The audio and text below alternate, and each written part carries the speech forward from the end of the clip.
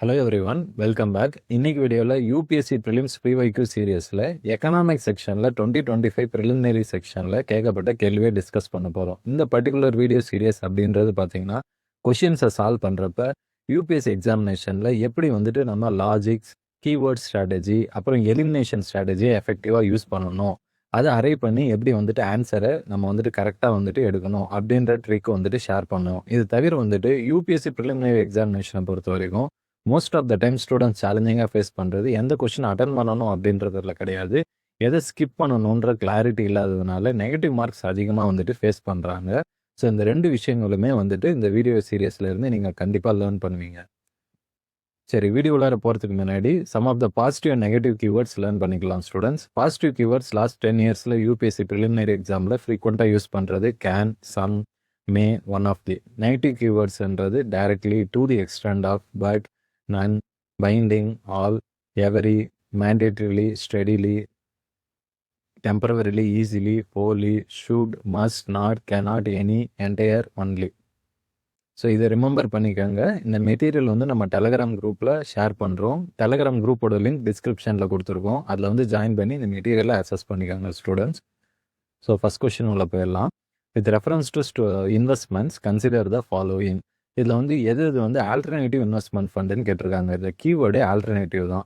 அதாவது நீங்கள் எக்கனாமிக்ஸ் படிக்கிறப்ப ஸ்ரீராம் ஐஎஸ் எக்கனாமிக்ஸ் புக்ஸ் படிச்சிருந்தீங்கன்னா அதில் capital market and money market chapter ரொம்ப ரொம்ப முக்கியம் ப்ரிலிம்ஸ் எக்ஸாமில். அதில் இது டைரெக்டாகவே கொடுத்துருக்குறாங்க, அதை வச்சு ஆன்சர் பண்ணிடலாம். அப்படி இல்லைனாலும் லாஜிக் வச்சு எப்படி சார் ஆன்சர் பண்ணலான்னு கேட்டிங்கன்னா கன்வென்ஷனலாக இருக்கிற இன்வெஸ்ட்மெண்ட் ஃபண்டு என்னன்னு பாருங்கள். கொடுத்துருக்குற ஆப்ஷனில் ஸ்டாக்ஸு, பாண்ட்ஸ், இது ரெண்டும் கன்வென்ஷனல். அப்போ ஆல்டர்னேட்டிவாக இருக்கிறது இது தவிர இருக்கிறது என்னென்ன, அது ஹெட்ஜ் ஃபண்டு, வெஞ்சர் கேபிட்டல். அப்போ ரெண்டு விஷயம் வருது. ஹவு மெனி ஆஃப் த அபோவ்னா அப்போ வந்து ஆப்ஷன் பி தாங்க. ஸோ ஈஸியாக காமன் சென்ஸ் வச்சு நம்ம இந்த பர்டிகுலர் கொஸ்டினை ஆன்சர் பண்ணிடலாம். So correct answer option B.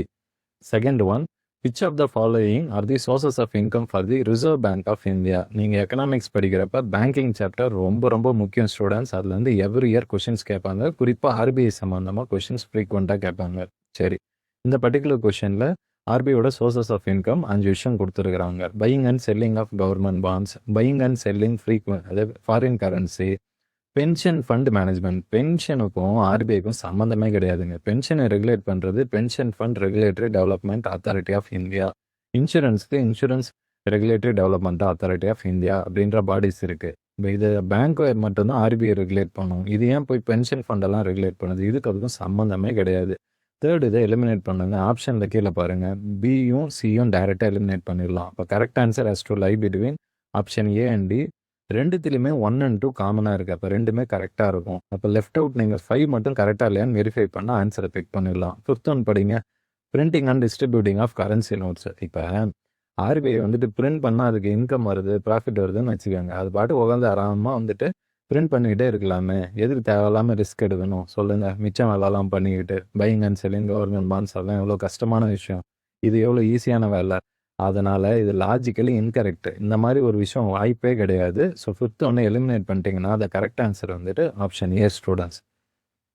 Third one, with reference to government of India consider the following. Organisation, ministry, ஃபங்க்ஷன்ஸை மேட்ச் பண்ண சொல்லியிருக்கிறாங்க. அதை கரெக்டாக கேட்டிருக்கிறாங்க. எத்தனை மேட்ச் ஆயிருக்குன்னு. ஃபஸ்ட் ஸ்டேட்மெண்ட்டில் இடி கேட்டிருக்காங்க. தமிழ்நாட்டில் ஃப்ரீக்வெண்ட்டாக இந்த இடி ரைட் நடந்துக்கிட்டே இருக்குது. இந்தியன் நியூஸ் பேப்பர்லலாம் ஃப்ரீக்வெண்ட்டாக இதை பற்றி வந்துட்டுருக்கு.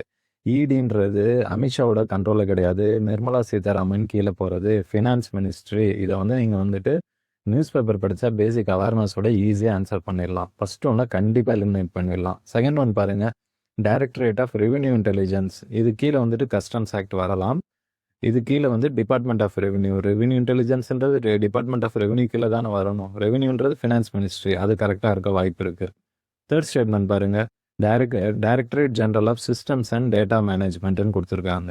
இது ஃபங்க்ஷன் வந்து it will carry out big data analytics. Big டேட்டான்றது ரீசெண்டாக வந்திருக்கு இன்ஃபர்மேஷன் கம்யூனிகேஷன் டெக்னாலஜியில் இருக்கிற அட்வான்ஸ்டு கான்செப்ட். இது வந்து ஐடி கம்பெனிஸே வந்துட்டு இப்போ தான் வந்து இந்த வேலை பண்ணிக்கிட்டு இருக்கிறாங்க. நம்ம கவர்மெண்ட் குறிப்பாக இந்தியன் மினிஸ்ட்ரி வந்து இந்த அளவுக்கு அனலிட்டிக்ஸை டெவலப் பண்ணுற அளவு டெக்னாலஜி பண்ணியிருந்துக்கிறாங்கன்னா நம்ம இந்தியா வந்து வேறு லெவலில் வந்து நேரம் டெவலப்மெண்ட் ஆகியிருக்கும். அந்த அளவுக்கு டெக்னாலஜிக்கல் அட்வான்ஸ்மெண்ட் கண்டிப்பாக வாய்ப்பு இல்லை. நம்ம மினிஸ்ட்ரியில் பயன்படுத்த இதை எலிமினேட் பண்ணிவிடுங்க. ஸோ ஒன்லி எது பாசிபிள்? 2 மட்டும்தான். அப்போ ஒன்லி 1 தான் இருக்குது correct answer. Third one A. Fourth one போங்க, Reserve Bank of India mandates all the listed company. நான் ஏற்கனவே சொன்னேன், பேங்க்குக்கும் ஆர்பிஐக்கும் கம்பெனிக்கும் சம்மந்தமே கிடையாது. ஆர்பிஐன்றது பேங்க்கை தான் ரெகுலேட் பண்ணும். கம்பெனிஸ் எல்லாம் ரெகுலேட் பண்ணுறது செபி கீழே வந்துடும். சரிங்களா? அப்போ ஃபர்ஸ்ட் ஸ்டேட்மெண்ட்டை ஈஸியாக எலிமினேட் பண்ணிடலாம். ஆளுன்றது நெகட்டிவ் கீவேர்டு, அதை வச்சு எலிமினேட் பண்ணிடலாம் ஃபர்ஸ்ட் ஸ்டேட்மெண்ட்டை. செகண்ட் ஒன் பாருங்கள், in India a company submitting பிஆர்எஸ்ஆர்ன்றது பிஸ்னஸ் ரெஸ்பான்சிபிலிட்டி சஸ்டைனபிலிட்டி ரிப்போர்ட் வந்து நான் ஃபினான்ஷியல் நேச்சருன்றாங்க. ஸோ சஸ்டைனபிளாக வந்துட்டு ஒரு ரிப்போர்ட், அது மேபி என்விரான்மெண்டல் ரிலேட்டடாக கூட இருக்கலாம். ஸோ அதனால் நான் ஃபினான்ஷியலாக இருக்க வாய்ப்பு இருக்குது. ஸோ செகண்ட் ஒன்னை நீங்கள் கரெக்டுன்னு அசியூம் பண்ணிக்கலாம். ஃபர்ஸ்ட் ஒன் கண்டிப்பாக ராங்குங்க. அப்போ வந்துட்டு எத்தனை கரெக்டுன்னு கேட்குறாங்க, ஒன்றே ஒன்று தான். Fourth one correct answer is, so second statement மட்டும்தான் correct. So correct answer is option B. 1 only கிடையாது, 2 ஒன்லி. அதுதான் நம்ம மார்க் பண்ணியிருந்தோம். சரிங்களா? Fifth one, consider the following statements. இனி இந்தியாவில் வந்துட்டு income from allied agricultural activity வந்துட்டு poultry and wool rearing in rural areas exempted from any tax. Students, ஒரு விஷயம் என்னன்னா, அக்ரிகல்ச்சரல் இன்கம் வந்து இந்தியாவில் வந்துட்டு டேக்ஸில் வந்துட்டு வராது, எக்ஸம் ஃப்ரம் டேக்ஸ். ஆனால் அலைட் அக்ரிகல்ச்சரல் ஆக்டிவிட்டி டேக்ஸ் கீழே வரும். ஏன் நான் சொல்கிறேன்னா, நீங்கள் இந்த ஸ்டேட்மெண்ட்டை படிங்கன்னா, ஒரு ஆடுலேருந்து உள்ளே வந்து ரியர் பண்ணுறாங்கன்னு வச்சுக்கோங்க, அது வந்து மேனுஃபேக்சரிங் ஆக்டிவிட்டி கீழே வந்துடும். மேனுஃபேக்சரிங் பண்ணுறதுக்கு டேக்ஸ் கண்டிப்பாக பே பண்ணுற மாதிரி இருக்கும். அது எப்படி எக்ஸம்டட் ஃப்ரம் டேக்ஸ் வரும்? ஃபஸ்ட் ஒன்று எலிமினேட் பண்ணிட்டு ஆப்ஷனை பாருங்கள். 1 இஸ் நாட் கரெக்ட்னா ஒன்லி ஆப்ஷன், அப்போ டி தான். டேரெக்டாக பிக் பண்ணிட்டு போயிடலாம். சரி, sixth one, India has joined the mineral security partnership as a member அப்படின்னு கொடுத்துருக்காங்க. கரண்ட் அஃபேர்ஸ் படித்து தெளிவாக இருந்தால் தான் ஆன்சர் பண்ண முடியும். சரி, நம்ம கீவேர்ட் ஸ்ட்ராட்டஜி பயன்படுத்தி பார்ப்போம். செகண்ட் ஸ்டேட்மெண்ட் பாருங்கள், India is a resource rich country in all the 30 critical minerals. Critical minerals தான் நம்மளுக்கு தெரியும், லித்தியம் அந்த மாதிரிலாம் யூஸ் பண்ணக்கூடிய மினரல்ஸ். அது இந்தியாவில் போதுமான அளவு இல்லைன்றதும் நம்மளுக்கு தெரியும். அதில் வந்துட்டு இந்தியா வந்துட்டு ரிசோர்ஸ் ரிச்சுன்னு கொடுத்துருக்காங்களே, வாய்ப்பு இருக்கா? வாய்ப்பே கிடையாது. செகண்ட் ஸ்டேட்மெண்ட்டை டைரெக்டாக எலிமினேட் பண்ணிவிட்டு ஆப்ஷனை பாருங்கள். ஸோ ஆல்மோஸ்ட் ஏ பியை எலிமினேட் பண்ணிடலாம், டி எலிமினேட் பண்ணிடலாம். கரெக்ட் ஆன்சர்ன்றது சி, சிக்ஸ்த் ஒன்னுக்கு. Seventh one, as regards return from investment in a company generally bond holders are consider to be relatively at lower risk than stock ஹோல்டர்ஸ்ன்றாங்க. ஜென்ரலாக நான் ஏற்கனவே சொன்ன மாதிரி, நீங்கள் ஸ்ரீராம் ஐஏஎஸ் புக் படிக்கிறப்ப மணி மார்க்கெட் கேபிட்டல் மார்க்கெட்டில் இந்த basic definition of bond holders stock holders கொடுத்துருப்பாங்க. ஸ்டாக் ஹோல்டர்ஸ்னால் ஓனர்ஸ், ஸ்டூடெண்ட்ஸ், அதாவது பார்ட்னர்ஸ் எல்லாம். பாண்ட் ஹோல்டர்ஸ்ன்றவங்க வந்து இவங்க கூட வந்து ஒரு அக்ரிமெண்ட் போட்டுவிட்டு, அதாவது வந்துட்டு ஒரு பத்திரம் மாதிரி போட்டுவிட்டு, அவங்களுக்கு ஒரு குறிப்பிட்ட அமௌண்ட் வந்துட்டு இவ்வளோ கொடுக்கணும், இவ்வளோ பர்சன்டேஜ் ஆஃப் இன்ட்ரெஸ்ட்லன்னு சைன் பண்ணுகிறதா அந்த பாண்டு, இத்தனை டேர்ம் பீரியடுக்கு. சரி, இதில் பாண்ட் ஹோல்டர்ஸ்க்கு பெட்டர் செக்யூரிட்டி இருக்கும், ஸ்டாக் ஹோல்டர்ஸ்க்கு கொஞ்சம் கம்மி தான். ஏன்னா கம்பெனி லாஸ் ஆச்சுன்னா இவங்களுக்கு திவால் ஆகிடுவாங்க. ஆனாலும் பாண்ட் ஹோல்டர்ஸ்க்கு கொடுக்க வேண்டிய காசை கொடுக்கணும். அதனால் பாண்ட் ஹோல்டர்ஸ் லெஸ் ரிஸ்கில் இருப்பாங்க. First statement correct. Bond holders relatively less risk. Bond ஹோல்டர்ஸ்ன்றவங்க லெண்டர்ஸ் தான், அதுவும் கரெக்டு. ரீபேமெண்ட் பர்பஸ்க்கும் பாண்ட் ஹோல்டர்ஸ்க்கு தான் முக்கியத்துவம் கொடுக்கணும், அதுவும் கரெக்டு. ஸோ எல்லாமே கரெக்டு. 2 and 3 கரெக்டாக இருக்குது. எக்ஸ்பிளைனும் பண்ணுது ஃபர்ஸ்ட் ஸ்டேட்மெண்ட்டை. ஸோ செவன்த் ஒன் ஏ தான் கரெக்ட் ஆன்சர். இது பார்த்தீங்கன்னா ஸ்ரீராம் ஐஏஎஸ் புக்கில் அந்த money market capital market chapter தரவாக பிடிச்சிருந்தீங்கன்னா ஈஸியாக ஆன்சர் பண்ணிடலாம். Eighth one, India accounts for a very large proportion of all equity option contracts traded globally thus exhibiting a global boom. இது கரண்ட் அஃபேர்ஸ்லேருந்து கேட்டிருக்காங்க. தெளிவாக படிச்சிருந்தா தான் ஆன்சர் பண்ண முடியும். ரெண்டாவது ஸ்டேட்மெண்ட் பாருங்கள், India stock market has grown rapidly in the recent past, even overtaking Hong Kong at some point of time. சம்ன்றது பாசிட்டிவ்லி யூஸ்டு கீவேர்ட். ஒரு சில நேரத்தில் இது இந்தியா வந்துட்டு ஸ்டாக் மார்க்கெட் பர்ஃபார்மன்ஸ் பண்ணியிருந்துருக்கலாம், அது நம்மளுக்கு தெரியாது. பட் இது மேபி கரெக்ட், ஏன்னா some positive word. Third statement பாருங்கள், there is no regulatory body either to warn the small investors about the risk of options trading or to act on unregistered financial advisers. First of all, இந்த மாதிரி small இன்வெஸ்டர்ஸ்க்குலாம் செபின்றது இருக்கிறாங்க. இது ஏற்கனவே நான் சொல்லியிருந்தேன். எப்படி வந்துட்டு எந்த ரெகுலேட்டரி பாடியுமே இல்லைன்றாங்க. ஃபஸ்ட்டு இது லாஜிக்கலி இன்கரெக்ட். நோன்றது நெகட்டிவ் கீவேர்டு, அதை வச்சு டபுள் வெரிஃபை பண்ணிவிட்டு தேர்ட் ஸ்டேட்மெண்ட்டை எலிமினேட் பண்ணிடுங்க. ஒன்ஸ் தேர்ட் ஸ்டேட்மெண்ட் எலிமினேட் பண்ணிட்டீங்கன்னா ஒன்லி ஆப்ஷன் ஏ தான் correct answer. Ninth one, circular economy. இந்த சர்க்குலர் எக்கனாமின்றது பேசிக் பிரின்சிபல் என்னன்னா ரெடியூஸ், ரீயூஸ், ரீசைக்கிள். இதுதான் பிரின்சிபல். அப்போ 3 ஸ்டேட்மெண்ட்டுமே ரெடியூஸ் யூஸ் பண்ணிடுறாங்க. கண்டிப்பாக ரெடியூஸ்ன்றது பாசிட்டிவ் கரெக்டாக தான் இருக்கும். சர்க்குலர் எக்கனாமின்றது அதுதான், திரும்ப திரும்ப ஒரு பொருளை பயன்படுத்துறது, வேஸ்டேஜை கம்மி பண்ணுறது. இதில் எது கரெக்டுன்னு கேட்குறாங்க. Both 2 and 3 correct and both of them explain statement one ஆதாங்க. So 9th one A. 10th one, இது வந்து பார்த்தீங்கன்னா உங்களுடைய 12th மேக்ரோ எக்கனாமிக்ஸ் என்சிஆர்டி புக்கில் கவர்மெண்ட் பட்ஜெட்டிங் சாப்டரில் வந்து ஆல்மோஸ்ட் 3 கொஷின்ஸ் கேட்டிருந்தாங்க இந்த 2025. அதுலேருந்து பிக் பண்ண கேள்வி தான் இது. சரி, இதில் கேபிட்டல் ரிசிப்ட்ஸ்ன்றது liability or reduction in assets of government correct. Borrowings and disinvestment are capital receipts ரெண்டுமே கரெக்ட். இந்த சாப்டர் படிச்சிருந்தீங்கன்னா அப்படி படிக்கல, இல்லை உங்களுக்கு கன்ஃபியூஷனாக இருக்குன்னா தேர்ட் ஸ்டேட்மெண்ட் பாருங்கள்.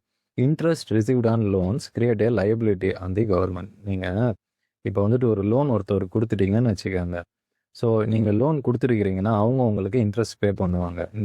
நீங்கள் இன்ட்ரெஸ்ட் ரிசீவ் பண்ணுறது உங்களுக்கு அசர்ட்டாக தான் இருக்கும் வழியா, அது லயபிலிட்டி கிடையாது. இது லாஜிக்கலாக இன்கரெக்ட். தேர்ட் ஸ்டேட்மெண்ட்டை ஈஸியாக எலிமினேட் பண்ணிடுங்க. ஆப்ஷனை பாருங்கள். ஒன்லி லெஃப்ட் அவுட் வந்து என்னது 10th one A.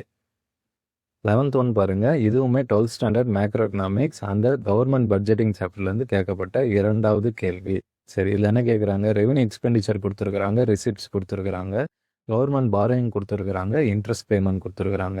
Revenue deficit கேட்குறாங்க. ரெவன்யூ டெஃபிசிட்ன்றது ரெவன்யூ எக்ஸ்பெண்டிச்சரும் ரிசிப்ட்ஸ்க்கும் இருக்கிற டிஃப்ரென்ஸ். 80,000 60,000 டிஃப்ரென்ஸ் என்ன? 20,000 கோடி. கரெக்டு. ஃபிஸ்கல் டெஃபிசிட்ன்றது பாரோயிங்கை குறிக்கும், அதாவது டெஃபிசிட் ஃபினான்சிங்கை குறிக்கும். அந்த 10,000 கோடின்றதும் கரெக்டு. ப்ரைமரி டெஃபிசிட் அப்படின்றது ஃபிஸ்கல் டெஃபிசிட்ல இருந்து இன்ட்ரெஸ்ட்டை வந்து அந்த வட்டி கட்டுறதை மைனஸ் பண்ணிக்கணும். சரிங்களா? அப்போ ஃபிஸ்கல் டெஃபிசிட் 10,000 கண்டுபிடிச்சிட்டோம், 10,000 கோடி. இன்ட்ரெஸ்ட் பேமெண்ட் 6,000 கோடி. அதை மைனஸ் பண்ணால் 4,000 கோடி. இதுவும் கரெக்ட். அப்போ 3மே கரெக்ட் ஸ்டூடெண்ட்ஸ்.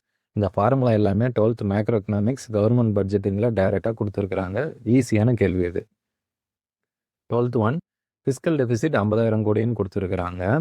நான் டெப்ட் கிரியேட்டிங் கேபிட்டல் ரிசிப்ட்ஸ் வந்து 10,000 கோடி. Interest liabilities 1,500 crore. Gross fiscal deficit கேட்குறாங்க. ஃபிஸ்கல் டெஃபிசிட்டோட பேசிக் ஃபார்முலா இதுவுமே 12th macroeconomics government budgeting சாப்டர்லேருந்து கேட்கப்பட்ட 3வது கேள்வி. சரிங்களா? இதுக்கு ஃபார்முலாவும் கொடுத்துருக்குறாங்க. Fiscal deficit minus interest liability தான், அதாவது வந்துட்டு கிராஸ் பிரைமரி டெஃபிசிட். அப்போ எவ்வளோ? 50,000 கோடியிலேருந்து 1,500 கோடியை மைனஸ் பண்ணால் 48,500 கோடி. சரிங்களா? 13th question 15th finance commission வச்சு கேட்டிருக்கிறாங்க. இது வந்து கரண்ட் அஃபேர்ஸில் ஃப்ரீக்வெண்ட்டாக வந்தது. இது மோஸ்ட் எக்ஸ்பெக்டட் டாபிக் தான். எக்கனாமிக்ஸ் இல்லைனா பாலிட்டிலேருந்து கண்டிப்பாக கேட்பாங்க இது. சரி, it has recommended grants of 4,800 இதை ஞாபகம் வச்சுருந்தீங்கன்னா தான் இதை பிக் பண்ண முடியும். செகண்ட் ஸ்டேட்மெண்ட் போகலாம். 45% of the net proceeds of union tax வந்து ஸ்டேட்ஸ் கூட ஷேர் பண்ணணும். கண்டிப்பாக ராங்க. ஏன் நான் சொல்கிறேன்னா 14th ஃபினான்ஸ் கமிஷன் படிக்கிறப்போ வந்துட்டு 42% வந்துட்டு சென்ட்ரல் கவர்மெண்ட் வந்துட்டு ஷேர் பண்ணுறோம் ஸ்டேட்ஸ் கூடன்னு சொல்லியிருந்தாங்க. அதாவது 100 ரூபா சம்பாரிச்சா 42 ரூபா ஸ்டேட்ஸ்க்கு டிஸ்ட்ரிபியூட் பண்ணுறோன்னாங்க. 15th ஃபினான்ஸ் கமிஷன் வந்தப்போ இன்னும் கம்மி பண்ணியிருந்தாங்க, 41.